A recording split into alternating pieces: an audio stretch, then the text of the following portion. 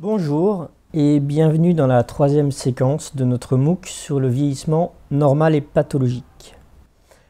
Lors de la première séquence, nous avions vu le vieillissement de manière générale et épidémiologique. Au cours de cette troisième séquence, nous allons approfondir le vieillissement, quelles sont ses modalités, ses facteurs, ses aspects, et aussi nous allons voir ce qu'on entend par vieillissement réussi, vieillissement pathologique, vieillissement normal.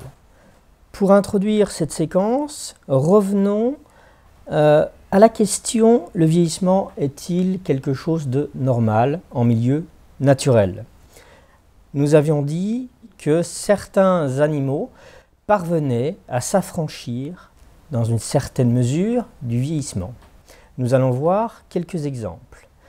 En premier, et pour tuer complètement le suspense, nous allons parler d'un animal immortel. Et oui, ça existe. Il existe une méduse, la Nutricula turritopis, qui est une petite méduse d'origine des Caraïbes, qui mesure pas plus de 4-5 mm de haut, est une méduse qui voit sa population exploser d'un point de vue démographique à l'heure actuelle, car elle est complètement immortelle. C'est-à-dire que sans prédateur, elle va vivre éternellement. Elle est même capable de rajeunir, c'est-à-dire de retourner à un stade antérieur de son existence, par exemple de retourner à un stade qui lui permet de repartir sur un état de polype et puis de repartir sur un état de reproduction. C'est donc le seul animal immortel que l'on connaisse à l'heure actuelle. Autre exemple d'animal avec une certaine longévité, la palourde. Vous avez tous mangé de la palourde, vous ne verrez plus la palourde de la même manière. Sur les côtes islandaises, il y a quelques années, ont été pêchées des palourdes dont l'une a attiré l'œil de certains experts. Effectivement, cette palourde était âgée de plus de 507 ans. On l'a appelée Ming la palourde car quand elle est née, la dynastie Ming régnait sur la Chine. Donc un demi-millénaire pour un animal, un crustacé, un coquillage tel que la palourde. Autre exemple, un animal un petit peu plus volumineux, le requin du Groenland. Le requin du Groenland est l'un des plus grands requins existants dans les mers à l'heure actuelle. Ce requin a une longévité exceptionnelle de 4 siècles, 400 ans. Il grandit très lentement, 1 cm par an, grosso modo, et il va mettre 150 ans à atteindre sa maturité sexuelle. Un dernier exemple, nous allons parler du rat taupe nu. Comme vous pouvez le voir, ce rat taupe nu n'est esthétiquement pas très beau à regarder. C'est vrai, mais il a d'autres caractéristiques beaucoup plus intéressantes, notamment sa longévité. Il est capable de vivre plus de 30 ans. Un rat, généralement, vit 4 ou 5 ans. Celui-ci vit plus de 30 ans grâce à certaines caractéristiques très spécifiques qui lui permettent notamment d'être insensible aux maladies chroniques, dont le cancer et certaines maladies neurodégénératives. C'est donc un animal extrêmement étudié à l'heure actuelle. Ces quelques exemples pour vous montrer que le vieillissement est à la fois normal et à la fois très différent d'une espèce à l'autre. Et certaines espèces arrivent même, comme la méduse qu'on a vue, à s'en affranchir complètement. Revenons au vieillissement chez l'homme. Le vieillissement chez l'homme, quelles sont ses modalités et quelles sont ses exceptions? Le vieillissement chez l'homme suit des règles qui sont assez nombreuses, avec des exceptions qui sont encore plus nombreuses. Les règles sont spécifiques selon les différents plans. Le plan génétique, le plan moléculaire, le plan environnemental, il y a plusieurs plans qui peuvent expliquer le vieillissement. Aucun de ces plans n'est suffisant pour une compréhension globale du vieillissement et chacun de ces plans possède un nombre d'exceptions très important selon les espèces. Nous allons commencer par la théorie génétique. D'un point de vue génétique, il est clair que le vieillissement va influencer l'expression des gènes. Par exemple, deux jumeaux vont vivre d'une manière assez similaire et vont avoir une espérance de vie, une longévité assez similaire. On sait également que le vieillissement va provoquer des mutations au niveau de l'ADN et que ces mutations vont accélérer le vieillissement physiologique. Enfin, on sait qu'il est inscrit au niveau génétique une certaine durée de vie qui est particulière selon tel ou tel type de tissu ou de molécules. Voyons à présent comment fonctionne cette limite de Hayflick, ce compte à rebours dans les gènes. Nous avons vu lors de la première séquence que les cellules se reproduisaient, sauf la majorité des neurones. Comment se reproduisent ces cellules et est-ce qu'il y a une limite à cette reproduction? Effectivement, il y a une limite à cette reproduction et elle est variable selon le type de cellule et le type de tissu. Quand on prend un brin d'ADN, vous connaissez tous cet ADN, cette structure hélicoïdale qui se trouve au centre de nos cellules, quand on prend un brin d'ADN, il se termine par des petites barrettes qu'on appelle des télomères, avec un nombre de barrettes qui sont variables selon justement le type de cellule. Lorsqu'une cellule se reproduit, dans le cadre de ce qu'on appelle la mitose, elle va se séparer en deux et créer une nouvelle cellule. À chacune de ces séparations, de ces réplications, un brin de télomère va disparaître. Et lorsqu'il n'y aura plus de brin de télomère, il n'y aura plus de réplication possible. Donc c'est la limite de Hayflick, c'est cette limite de réplication d'une cellule. Par exemple, une cellule de l'épiderme qui va se reproduire tous les 28 jours en moyenne va comporter dans son ADN un nombre de télomères beaucoup plus important qu'une cellule osseuse qui va se reproduire tous les 10 à 15 ans. C'est ça qu'on appelle la limite de Hayflick et le compte à rebours dans nos gènes. Voyons à présent une autre modalité de vieillissement, l'oxydation par exemple. L'oxydation se produit également dans nos cellules. Nous avons besoin d'oxygène. Nous avons besoin d'oxygène d'une part parce que certaines de nos organes ont un besoin vital de cet oxygène, comme le cerveau par exemple, et nous avons besoin de l'oxygène également pour dégrader les nutriments alimentaires qui vont nous permettre de fournir de l'énergie. Donc l'oxygène est absolument indispensable pour le corps humain. Mais l'oxygène a aussi un pouvoir toxique, un pouvoir oxydant. De la même manière qu'elle produit de la rouille sur les métaux, l'oxygène va attaquer nos molécules et va créer ce qu'on appelle des radicaux libres, ce qu'on appelle une oxydation. Et ces radicaux libres vont avoir un impact très important sur le vieillissement des tissus. Ces radicaux libres vont accélérer le vieillissement. D'où cette mode que vous connaissez, que nous connaissons tous, des antioxydants que nous allons rechercher au niveau de notre alimentation, que nous allons rechercher au niveau des compléments alimentaires. Enfin, dernière modalité, puisque nous ne pouvons pas toutes les voir dans ce mot, qui est en quelques mots simplement l'environnement. La pollution a un impact sur cette oxydation, elle a un impact sur la dégradation des cellules et on ne vieillit pas de la même manière dans un endroit hyper pollué comme à Paris ou à Bruxelles par exemple, ou alors dans une campagne tout à fait saine et protégée comme par exemple dans les campagnes les plus reculées des provinces françaises ou alors à Okinawa comme nous l'avons vu lors de la première séquence. Allons un peu plus avant et intéressons-nous au vieillissement de l'organisme et des organes. L'organisme va vieillir, effectivement, progressivement, et on peut dire que d'un point de vue de notre organisme, on ne fait pas la même chose à 20 ans qu'à 60 ans. Effectivement, notre métabolisme va ralentir.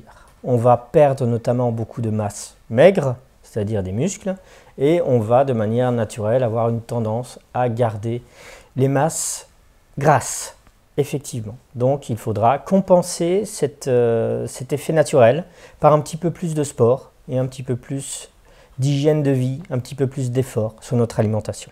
Au niveau du vieillissement cardiovasculaire, par exemple, nous allons remarquer que le cœur va augmenter de taille, augmenter de masse, que nous allons avoir une rigidification des artères et que nous allons avoir une pression artérielle qui va monter. Là encore, il est possible de compenser ces effets par un petit peu plus d'exercice et d'hygiène de vie. C'est la même chose d'un point de vue respiratoire. Avec l'âge, nous allons avoir une capacité respiratoire qui va varier un peu. Nous allons perdre en volume constant. Au-delà de 50 ans, nous allons avoir des muscles respiratoires qui seront moins efficaces. Nous allons devoir produire plus d'efforts au niveau de l'inspiration et de l'expiration. Et l'oxygène va se diffuser beaucoup plus lentement et beaucoup plus difficilement. Ce sont quand même des choses que nous pourrons là aussi compenser avec un petit peu plus d'exercice physique dans une certaine limite, bien sûr. Autre conséquence un peu plus tardive, au niveau digestif, nous allons avoir effectivement aussi des effets, même s'ils seront un petit peu plus tardifs. Rien qu'au niveau de la bouche, nous aurons une dentition qui va s'user, qui va même peut-être disparaître, nécessiter éventuellement une prothèse. Nous aurons également un affaiblissement de la salivation et un affaiblissement des flux gastriques, du rythme intestinal et même du transit intestinal, voire des fonctions hépatiques. Tout ça va nécessiter éventuellement des adaptations d'un point de vue alimentaire. Venons-en à la locomotion. Au-delà de 65 ans, le risque de chute est aggravé. Au-delà de 65 ans, la densité osseuse s'affaiblit. Nous avons des muscles qui sont plus fragiles, notamment et surtout chez les femmes. Suite à la ménopause, il pourra y avoir une montée de l'ostéoporose. Donc à partir de 65 ans, nos os seront beaucoup plus fragiles. Enfin, au niveau sensoriel, nous aurons une baisse de la vue, une baisse de l'audition. La vue peut s'aggraver d'une cataracte et l'audition peut s'aggraver d'une surdité. D'un côté comme de l'autre, des interventions sont possibles. Au niveau du goût, nous allons avoir une augmentation de l'appétence pour le sucre avec l'âge. Nous allons avoir également des difficultés à différencier certains goûts s'ils sont subtils. Au niveau de l'odorat, nous allons avoir une perte progressive de l'odorat, même si ça va être très tardif. Enfin, en ce qui concerne le toucher, les données sont plutôt hétérogènes. Certaines personnes vont avoir un toucher qui va être de plus en plus sensible et ne vont plus même supporter qu'on les touche. D'autres personnes, à l'inverse, auront un toucher qui deviendra de plus en plus insensible. Intéressons-nous à présent aux particularités du vieillissement cognitif. Le cerveau est un organe comme les autres, ou presque comme les autres. Il est constitué en majorité de neurones. Nous avons vu que cette majorité de neurones ne se répliquait pas. Et ces neurones sont en nombre, effectivement, puisqu'ils ne peuvent pas se reproduire. 80 à 100 milliards de neurones constituent un cerveau adulte. Notons que c'est à la naissance que nous possédons le plus de neurones et que la plupart d'entre eux vont disparaître entre 0 et 5 ans s'ils ne sont pas mis en connexion, s'ils ne servent pas. Nous allons ensuite perdre des neurones tout au long de notre vie. Donc ces neurones vont entrer en connexion et vont créer ce qu'on appelle une arborescence dendritique qui, elle, va évoluer et s'étoffer tout au long de notre existence. Ainsi, le cerveau vieillit comme tous les autres organes et va perdre, avec la montée en âge, de plus en plus de neurones.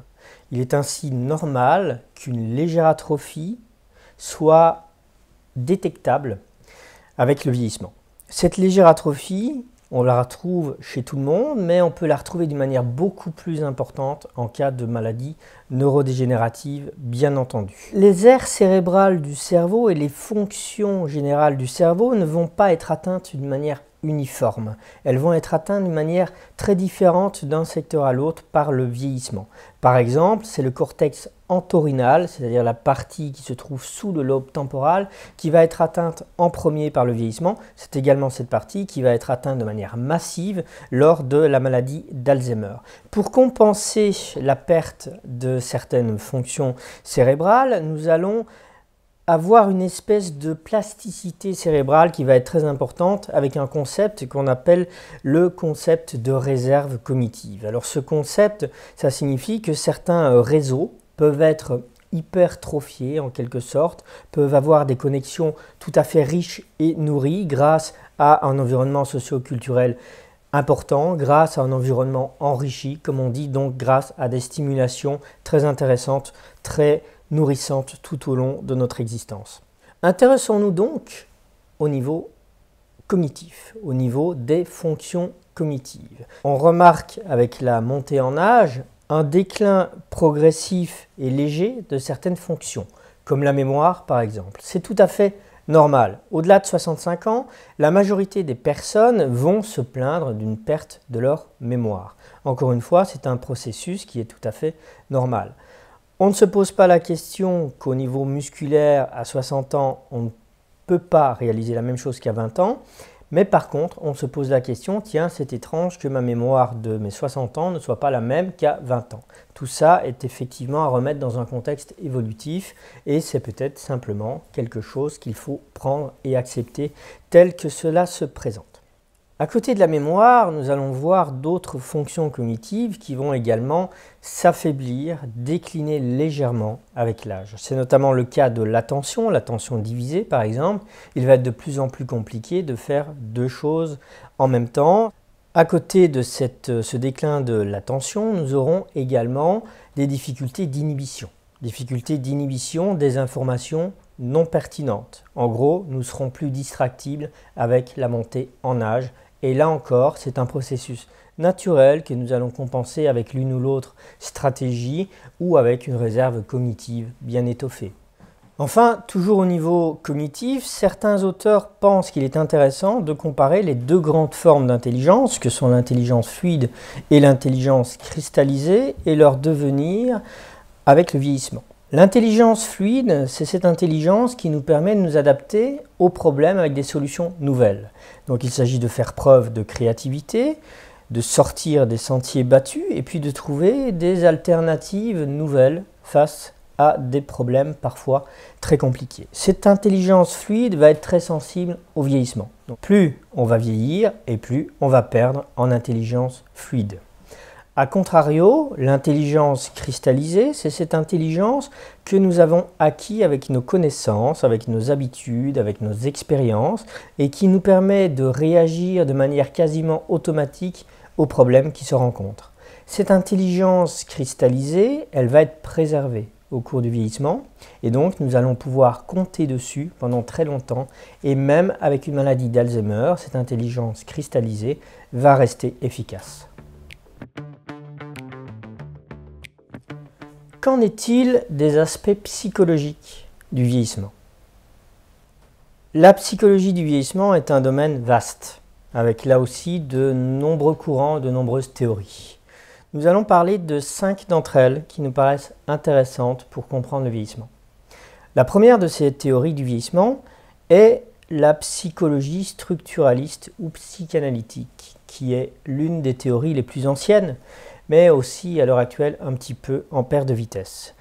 Par rapport à cette théorie, le vieillissement se marquerait surtout par un affaiblissement d'une structure psychique appelée le moi, c'est-à-dire la partie la plus consciente de la personnalité, et aussi un désinvestissement narcissique. Ainsi, à côté d'un déclin des fonctions intellectuelles, à côté d'un émoussement de la personnalité, nous aurions un sujet qui aurait de plus en plus de mal à investir l'avenir, à investir de nouvelles activités, à passer outre des limitations qu'il rencontre avec le vieillissement. On parle dans ce cas d'une seconde crise après l'adolescence qui serait constituée par ce vieillissement et qui nécessiterait une réorganisation et une véritable résilience. Dans un second domaine, nous allons parler de la psychosomatique. Ce courant de la psychosomatique va considérer qu'on ne peut pas envisager le psychisme sans le corps. Grosso modo, il y a un équilibre qui va se dérouler au cours de la vie entre le corps et le psychisme. Au cours du vieillissement, cet équilibre peut être mis à rude épreuve. Si l'un s'effondre, l'autre peut suivre très rapidement. D'où l'intérêt pour ce courant de travailler à la fois le corps et à la fois le psychisme. C'est un courant qui revient en vogue à l'heure actuelle, notamment dans une théorie qu'on appelle la cognition incarnée. Un troisième mouvement qui est également très intéressant, malheureusement peu développé encore à l'heure actuelle, c'est la systémique familiale. Dans ce domaine psychologique, on considère que l'homme a un rôle, un statut dans sa famille, dans son groupe, dans la société, et qu'une personne vieillissante peut perdre ce rôle et ce statut, et avec cette perte, sa psychologie peut décliner très rapidement. Nous avions vu lors de la première séquence que dans certaines autres cultures, ce rôle ne se perdait jamais et que c'était un facteur prédicteur. C'est donc un mouvement qui est particulièrement intéressant. Autre domaine de la psychologie cognitive, que nous avons déjà assez bien développé dans ces premières séquences et que nous allons encore élaborer par la suite. La psychologie cognitive qui a le vent en poupe, comme on dit à l'heure actuelle, grâce à nos connaissances de plus en plus évoluées sur le cerveau et sur les neurosciences. Donc dans ce mouvement psychologique, on considère que les fonctions mentales sont d'abord cognitives et on va s'intéresser au raisonnement, au langage, à la mémoire, etc., etc. Nous y reviendrons également. Enfin, dernier mouvement, dernier courant psychologique qui nous intéresse tout particulièrement à la Fondation Médéric Alzheimer, c'est l'approche psychologique environnementale. L'approche psychologique environnementale considère qu'il est nécessaire de travailler sur l'environnement physique, les aménagements des lieux de vie par exemple, sur l'environnement social, le bien-être des équipes soignantes ou alors l'accompagnement adapté des personnes qui ont des troubles cognitifs afin d'améliorer et de favoriser un vieillissement dans un contexte de qualité de vie. D'ailleurs, dans ce domaine de la psychologie environnementale, nous allons écouter le docteur Kevin Charras qui va nous en dire un petit peu plus.